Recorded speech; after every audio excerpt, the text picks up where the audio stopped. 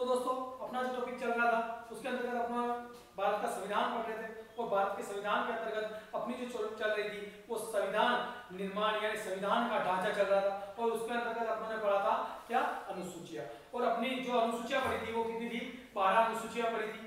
इसके अलावा वहां पर मैंने आपको बताया था कि कितने भाग थे संविधान के, तो 22 भाग पढ़े थे अपने यानी 22 भाग है। तो 22 भागों का आज क्या करेंगे अपन विषयवार अध्ययन करेंगे। इसके अलावा मैंने आपको यहाँ पर बताया था कुल कितने अनुच्छेद है संविधान के अंदर 395 अनुच्छेद है। इसके अलावा जो अपन दोस्तों देखा था क्या देखा था कि संविधान में अनुच्छेदों के बाद में यहाँ पर मैंने कुछ बताई थी आपको कौन सी अनुसूची का कौन सा विषय था। तो पहली जो अनुसूची थी उसके अंतर्गत मैंने बताया था संघ वो उसके राज्य क्षेत्र, पहली से जो अनुसूची थी उसका जो विषय था संघ और उसके राज्य क्षेत्र। दूसरा बताया था मैंने कि कोई भी प्रशासनिक पदाधिकारी जो अगर होता है तो वो संविधान के अंदर जिसका उल्लेख है संवैधानिक पदाधिकारी उसका जो वेतन है और वो वेतन और भत्तों से संबंधित दूसरी अनुसूची थी। तीसरी संवैधानिक पदों की शपथ के बारे में थी। चौथी थी आपकी राज्यसभा में सीटों का आवंटन। और पांचवी क्या थी आपकी पांचवी के अंतर्गत मैंने बताया था आपको अनुसूचित जाति और जनजाति के लिए विशेष प्रावधान। और छठी के बारे में बताया था आपको ATMM असम त्रिपुरा मेघालय मिजोरम के लिए यानी 4 पहाड़ी राज्यों के लिए विशेष प्रावधान। तो छठी के बाद सातवीं संघ यानी कुछ 3 सूचियों का विभाजन यानी 3 सूचियों के बारे में जो जानकारी मिलती है वो 7वीं अनुसूची से संघ राज्य और समवर्ती सूची। इसके बाद में 8वीं अनुसूची मैंने भाषा से संबंधित बताई और 9वीं अनुसूची आपकी जो भाषा से संबंधित 8वीं अनुसूची थी उसके अंतर्गत मैंने बताया था संविधान के अंतर्गत मूल संविधान में कुल कितनी भाषाएं थी 14 भाषाएं थी। उसके बाद में कितनी भाषाएं और बन गई उसके बाद में 14 और 8 22 यानी 4 भाषाएं और आपकी नई बनी थी। तो इस तरह से 3 भाषाओं के बारे में पढ़ा था। इसके बाद में 9वीं अनुसूची क्या थी आपकी 9वीं कृषि सुधार यानी कृषि सुधार कानून से थी। और 10वीं अनुसूची दल बदल से 11वीं आपकी पंचायती राज और 12वीं नगर निकाय। तो दोस्तों इसके बाद में जो अपनों ने देखा था वो क्या देखा था इसके बाद में दोस्तों अपनों ने देखा था कि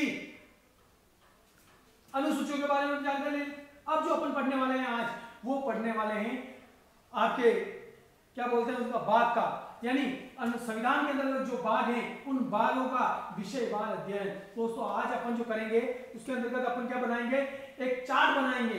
चार्ट के अंदर एक तरफ होगा भाग, एक तरफ क्या एक बीच में क्या होगा आपका बीच में आपके सब्जेक्ट यानी उनका क्या अर्थ है और तीसरा एक साइड में होगा आपका अनुच्छेद यानी कौन से अनुच्छेद से कौन से अनुच्छेद तक उनके बारे में जानकारी मिलती है। तो दोस्तों ये अपन करेंगे।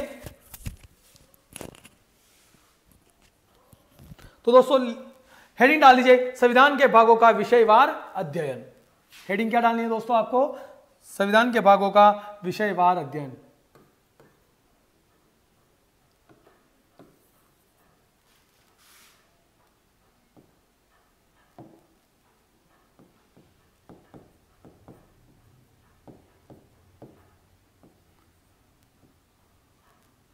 संविधान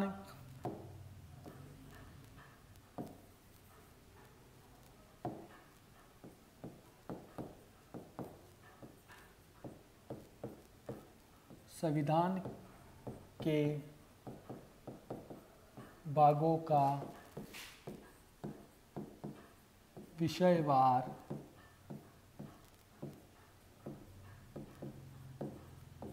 अध्ययन।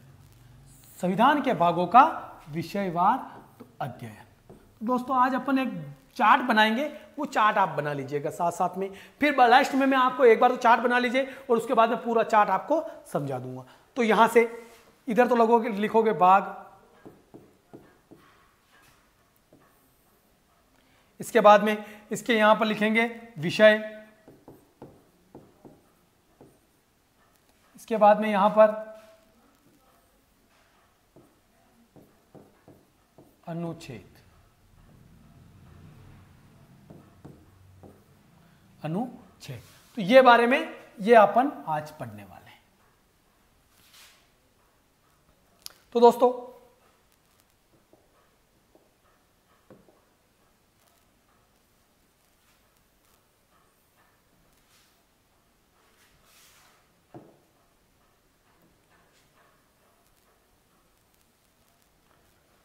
पहला भाग प्रथम,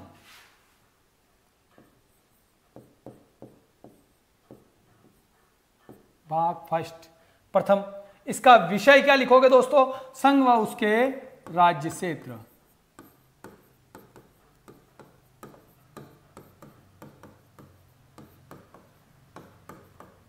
और अनुच्छेद 1 से 4 तक।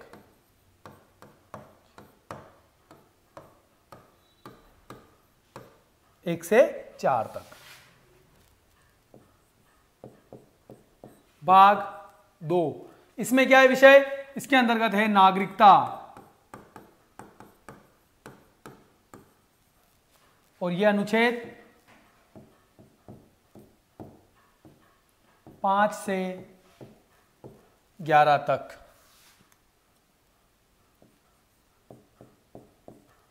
भाग 3 क्या है आपका? मौलिक अधिकार।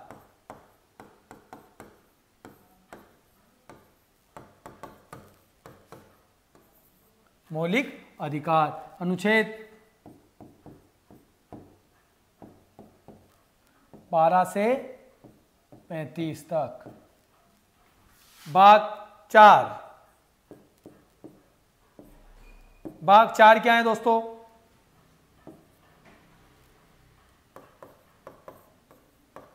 नीति,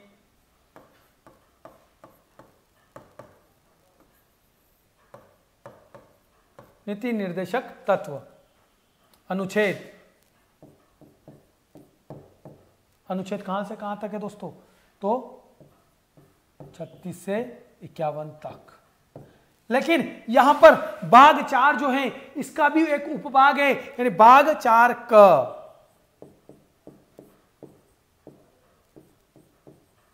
तो इसका भी विषय एक अलग है। विषय क्या है इसका? इसका है मौलिक कर्तव्य।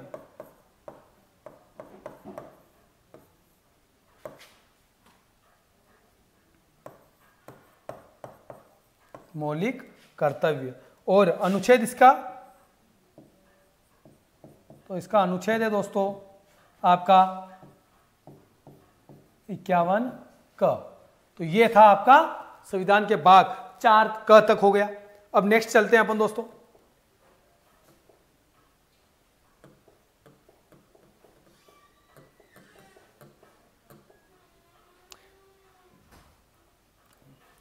तो भाग 4 क तक हो गया।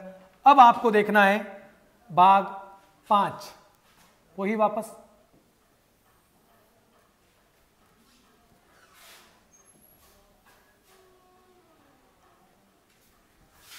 यहां पर भाग 5, यहां पर आपको क्या रखना है? भाग 5 के क्या विषय हैं? तो यहां पर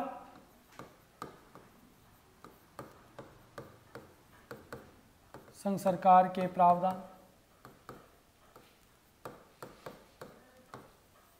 संघ सरकार के प्रावधान, और अनुच्छेद 52 से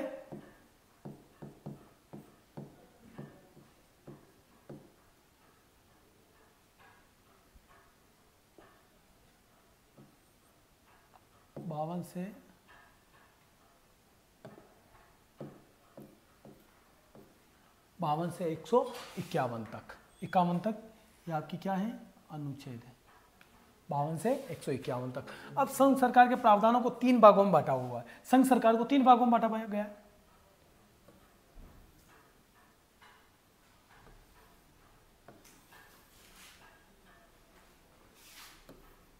पहली आपकी क्या आती है? कार्यपालिका।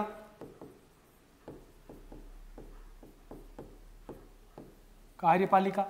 दूसरी आती है आपकी कार्यपालिका, फिर आती है आपकी व्यवस्थापिका।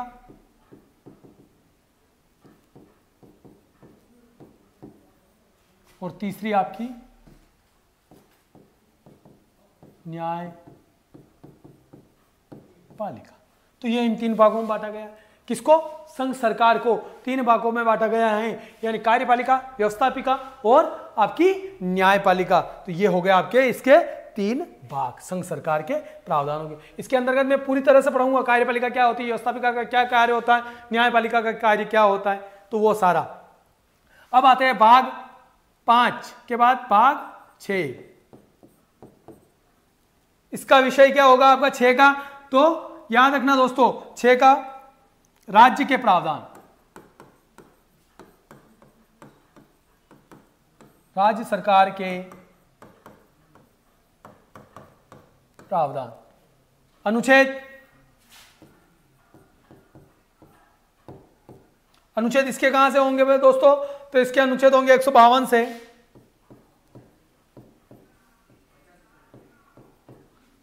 से 237 तक। इसको भी 2 भागों में बांट दो।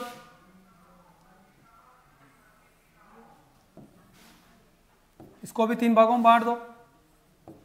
वही कार्यपालिका। अरे राज्य के अंदर राज्य सरकार जो है वो भी तो 3 प्रकार से कार्य करती है, वैसे जैसे केंद्र के अंदर कार्यपालिका।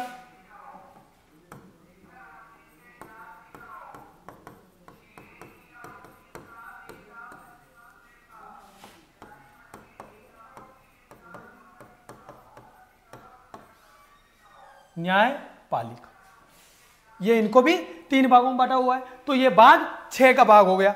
अब भाग आता है 7। इसका विषय क्या है भाग 7 का? तो भाग 7 का जो विषय है वो राज्यों की श्रेणियां।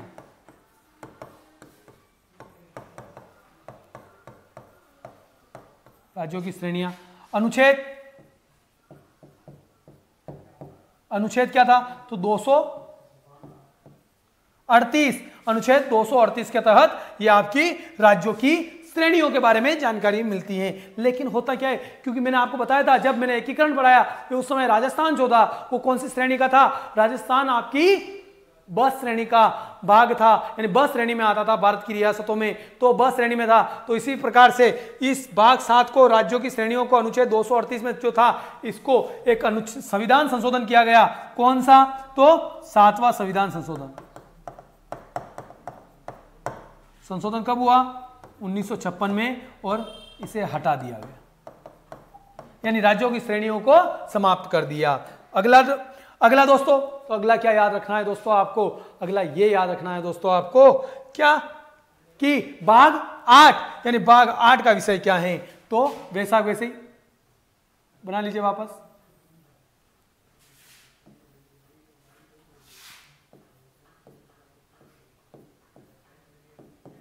भाग 8, इसका विषय क्या है दोस्तों? केंद्र शासित प्रदेशों के प्रावधान।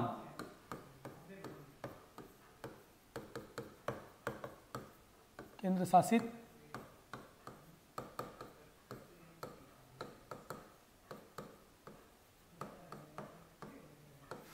प्रदेशों के प्रावधान। और अनुच्छेद कहां से होंगे? अनुच्छेद 239 से लेकर 242 तक। अगला आता है भाग 9। भाग 9, तो यहां पर भाग 9 के अंतर्गत क्या है? आपकी राजस्थान की जो पंचायती राज व्यवस्था है वो पंचायती राज व्यवस्था यहां पर आती है, यानी स्थानीय स्वशासन।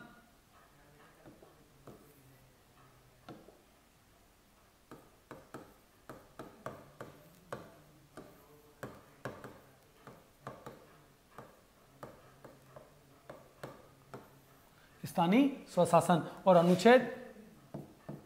इसका अनुच्छेद दोस्तों आपको अनुच्छेद 243 से क्या है इसमें? 243, अनुच्छेद 243 में इसका स्थानीय स्वशासन के बारे में जानकारी आती है। और स्थानीय स्वशासन के बारे में दोस्तों इसको भी कितने भागों में बांटेंगे अपन? इसको भी 3 भागों में बांटा हुआ है। कौन कौन से? तो पहला पंचायती राज, नगर निकाय, और तीसरा सहकारी निकाय।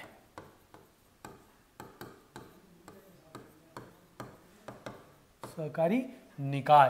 तो दोस्तों अब यहां से अनुच्छेद भी पूछ लिया जाता है, तो मैंने आपको तो बता दिया अनुच्छेद 243, लेकिन यहां पर होता क्या है? पंचायती राज जो है इसको 243 अनुच्छेद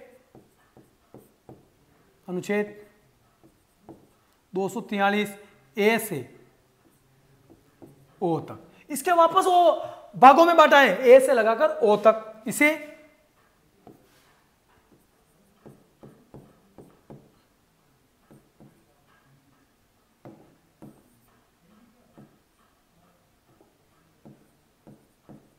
243। ओ के बाद क्या आता है? पी। पी से लगाकर कहां तक है? तो जेड जी तक। और अंतिम आपका सहकारी निकाय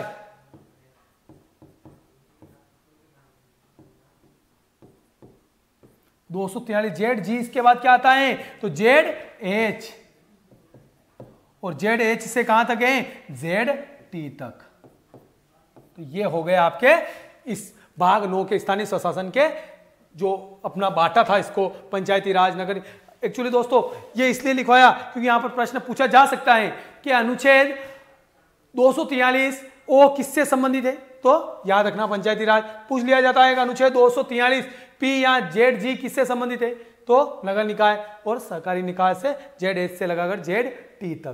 तो ये आपको याद रखना है। अगला भाग आता है आपका भाग 9। भाग 10 कौन सा भाग? भाग 10। और यहां पर इस विषय क्या आता है?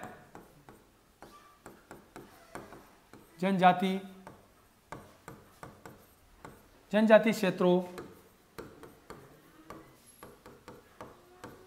का प्रशासन। और ये अनुच्छेद कौन से में आता है?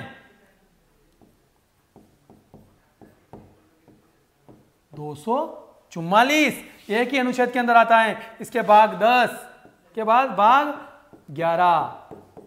और भाग 11 का विषय क्या है? केंद्र व राज्यों के विधायी व वित्तीय प्रशासनिक संबंध। विधायी व प्रशासनिक संबंध किसके? केंद्र व राज्यों के।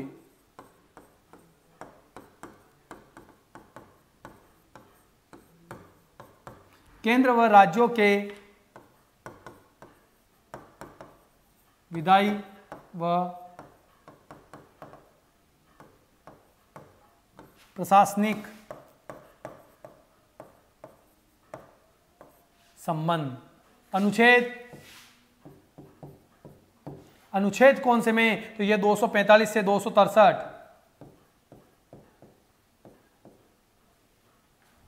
अगला भाग देखिए कौन सा भाग था? ये भाग 11। इसके बाद में भाग 12।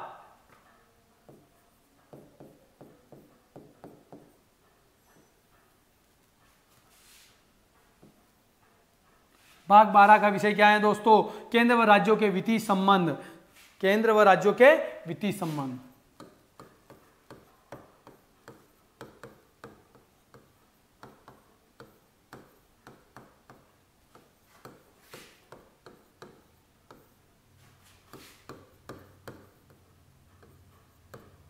केंद्र व राज्यों के वित्तीय संबंध।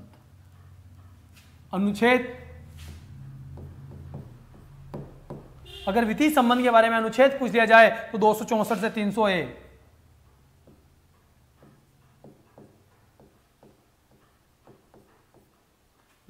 से 300 है। भाग 12 के बाद भाग 13।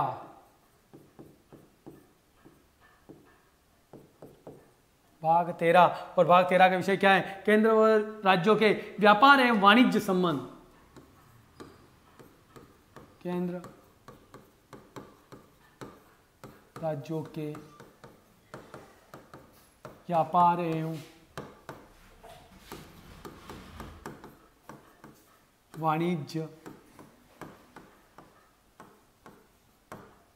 संबंध। और यह अनुच्छेद अगर पूछ लिया जाता है तो कहां से कहां तक? तो 300 अनुच्छेद 301 से 7, 301 से 307 तक।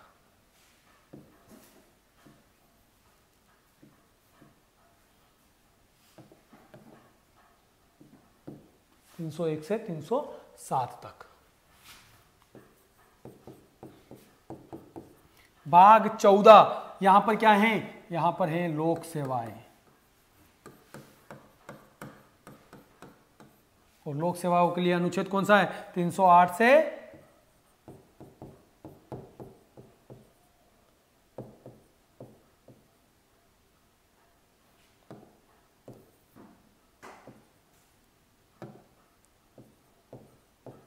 323 तक ये लोक सेवाएं। भाग 14 के बाद भाग 15, भाग 15 में क्या है? निर्वाचन,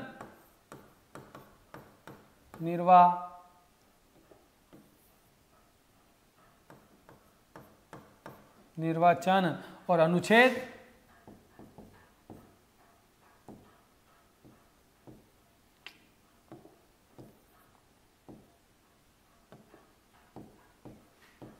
324 से 329 तक। भाग 15 के बाद भाग 16, भाग 16 और भाग 16 अनुसूचित जाति जनजाति के लिए प्रावधान।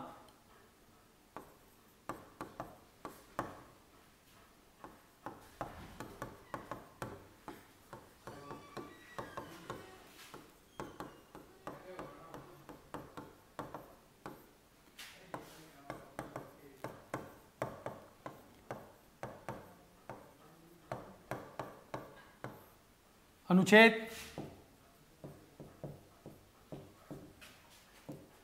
330 से 342 तक।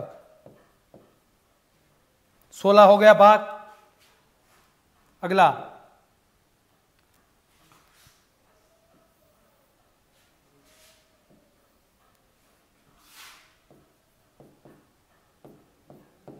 भाग 17 और भाग 17 का विषय क्या है? राजभाषा। राजकाज की जो भाषा है, अपने राज की भाषा क्या है, उन राजभाषाओं के बारे में यहां पे है। और अनुच्छेद 343 से 351 तक, यानी 343 से 351 तक आपकी क्या है? राजभाषा। और भाग 18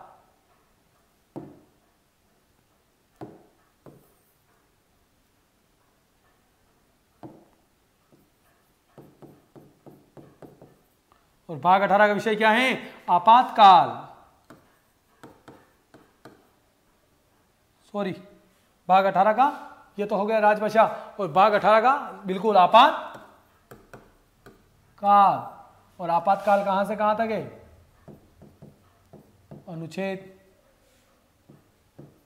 352 से 360। भाग 19 इसका क्या है? अप्रकीर्ण, यानी संविधान की जो जानकारी है वो प्रकीर्ण में मिलती है। और ये कहां से कहां तक है? 361 से 67।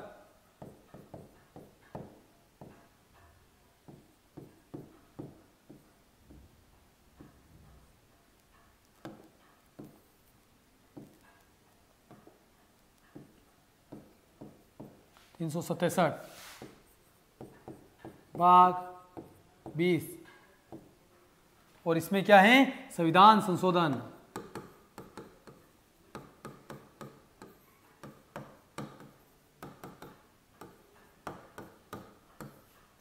और अनुच्छेद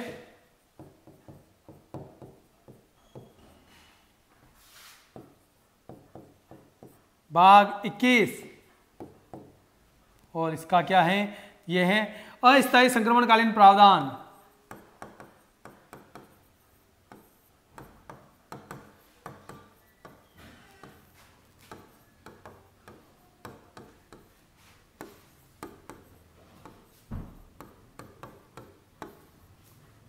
और अनुच्छेद 369 से लगाकर 392 तक। और अंतिम आपका भाग 22 क्या है? इसके अंदर आपका संक्षिप्त नाम। और अनुच्छेद 395।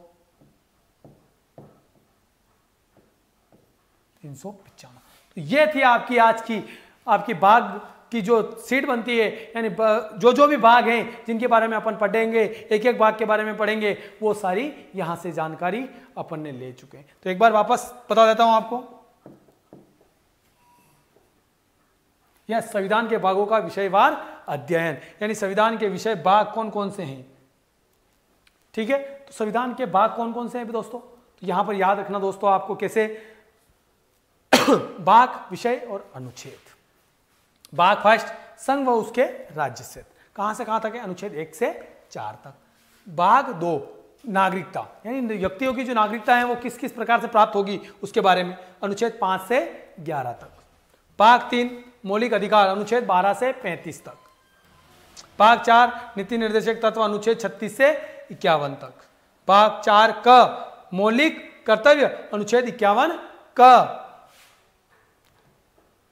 इसके बाद में भाग 5, संघ सरकार के प्रावधान, अनुच्छेद 52 से 151 तक। इसको संघ सरकार को 3 भागों में बांटा गया, कार्यपालिका, व्यवस्थापिका, न्यायपालिका। उसके बाद में भाग 6, राज्य सरकार के प्रावधान, अनुच्छेद 152 से 237 तक। और इसमें क्या है? कार्यपालिका, व्यवस्थापिका और न्यायपालिका। भाग 7, राज्यों की श्रेणियां, कौन से संविधान, अनुच्छेद 238 में, और कौन से संविधान संशोधन के द्वारा हटा दिया गया? 7वां संविधान संशोधन 1956 के द्वारा इसे हटा दिया गया। इसके बाद आता है भाग 8, केंद्र शासित प्रदेशों के प्रावधान, अनुच्छेद 239 से 242 तक। भाग 9, स्थानीय स्वशासन, अनुच्छेद 243। पटवारी और आपके कांस्टेबल के लिए सबसे ज्यादा इंपॉर्टेंट पार्ट यही है। इस पार्ट को आपको कंप्लीटली समझना पड़ेगा और याद करना ही पड़ेगा। यहां से एक भी क्वेश्चन आपका आउट नहीं होना चाहिए, और मैं आपको अगर पढ़ाऊंगा तो यहां से एक भी क्वेश्चन आपका बाहर नहीं जाएगा, ये वादा है अपना। भाग 9, और भाग 9 को स्थानीय स्वशासन कितने भागों में बांटा? 3, पंचायती राज, नगर निकाय, सहकारी निकाय। अनुच्छेद पंचायती राज 243 ए से लगाकर ओ तक, नगर निकाय अनुच्छेद 243 पी से लगाकर जेड जी तक, सहकारी निकाय अनुच्छेद 243 जेड एच से जेड टी तक। दोस्तों मुख्य रूप से जो अगर संविधान के अंदर पूछ लिया जाता है कि अनुच्छेद कुल कितने हैं तो 395 है। इसके अलावा ये तो उप है, इसके भाग है, अलग से भाग है अनुच्छेदों के। भाग 10, जनजातीय क्षेत्रों का प्रशासन, यानी अनुच्छेद 244। भाग 11, केंद्र व राज्यों के विधायी व प्रशासनिक संबंध, अनुच्छेद 245 से 263। भाग 12, केंद्र व राज्यों के वित्तीय संबंध, अनुच्छेद 264 से 300 ए। भाग 13, केंद्र व राज्यों के व्यापार एवं वाणिज्य संबंध, अनुच्छेद 301 से 307 तक। भाग 14, लोक सेवाएं अनुच्छेद 308 से 323। भाग 15, निर्वाचन, अपनी जो निर्वाचन होता है वो, और अनुच्छेद 324 से 329। भाग 16, अनुसूचित जाति व जनजाति के लिए प्रावधान, अनुच्छेद 330 से 342। भाग 17, राजभाषा, अनुच्छेद 343 से 351। भाग 18, आपातकाल, अनुच्छेद 352 से 360। भाग 19, प्रकीर्ण, अनुच्छेद 361 से 367। भाग 20, संविधान संशोधन, अनुच्छेद 368। भाग 21, अस्थायी संक्रमणकालीन प्रावधान, अनुच्छेद 369 से 392। भाग 22, संक्षिप्त नाम, अनुच्छेद 393 से 395। तो ये दोस्तों थे अपने सारे जो संविधान की भाग जो थे, उन भागों का यानी विषयवार अध्ययन। इनको अगर आप लोगों ने याद कर लिया तो डेफिनेटली दोस्तों बोल रहा हूं आपको कि यहां से आपका आधी जो पॉलिटी होती है, आधी जो कॉन्स्टिट्यूशन होता है, संविधान की जानकारी जो होती है वो आपकी कंप्लीट हो जाती है। क्योंकि यही इन्हीं के बारे में फिर अब तो क्या पढ़ेंगे अपन, भाग के अंदर एक एक अनुच्छेद के बारे में, किस अनुच्छेद का क्या क्या विषय है, ये सारा अपन अब पढ़ेंगे आगे। तो आपको क्या डालना है आज की हेडिंग, तो आपने ये तो लिख ही लिया होगा, पूरा टेबल बना ही लिया होगा। अब जो आपको घर पे रहकर आपको काम क्या करना है दोस्तों, आपको सबसे पहला काम है आपका दोस्तों कि आपको प्रस्तावना याद करनी है। क्या याद करनी है? प्रस्तावना। जिन जिन दोस्तों के पास में प्रस्तावना नहीं है तो दोस्तों आप ये याद रखना कि आपकी जो एनसीईआरटी की बुक्स हैं, यानी फर्स्ट से लगाकर आपकी 12th तक की जो बुक्स हैं, तो उन बुक्स के पीछे आपकी प्रस्तावना लिखी हुई है। उसमें वहीं से स्टार्ट होती है, हम भारत के लोग भारत को संपूर्ण प्रभुत्व संपन्न समाजवादी पंथ निरपेक्ष लोकतंत्रात्मक। तो ये वाली जो लाइनें हैं वो ही आपकी प्रस्तावना है जो आपको याद करनी, क्योंकि यहां से प्रश्न पूछ लिया जाएगा कि प्रस्तावना में पंथ निरपेक्ष शब्द कब जोड़ा गया, गणतंत्रात्मक शब्द का अर्थ क्या होता है, यहाँ कब जोड़ा गया। तो ये सारी चीजें आपको यहाँ से पढ़नी है और यहीं से आपको लिखनी है। अब अपन प्रस्तावना के कुछ शब्द हैं, उन शब्दों के बारे में पढ़ेंगे और वो शब्द क्या क्या हैं। तो आप नया जो हेडिंग डालोगे वो डालेंगे आप प्रस्तावना के शब्दों की जानकारी। तो हेडिंग डाल दीजिए संविधान में प्रस्तावना के शब्दों का जानकारी या अर्थ, वो डाल दीजिए। लेकिन दोस्तों ये टॉपिक अपन पढ़ेंगे कल। तो आपको दोस्तों आज का जो अपना संविधान की जो कहानी थी वो कहानी की क्लास कैसी लगी, यानी संविधान के बारे में जो प्रक्रिया थी, यानी वो जो भाग थे उन भाग की प्रक्रिया के बारे में कैसा लगा आपको, ये मुझे कमेंट्स करके जरूर बताइएगा दोस्तों। और इस पूरी फाइल को जो मैंने आपको शीट्स बनाई है, इस शीट्स को आप कंप्लीट अच्छी तरह से याद कर लीजिएगा। धन्यवाद दोस्तों, जय हिंद, जय भारत।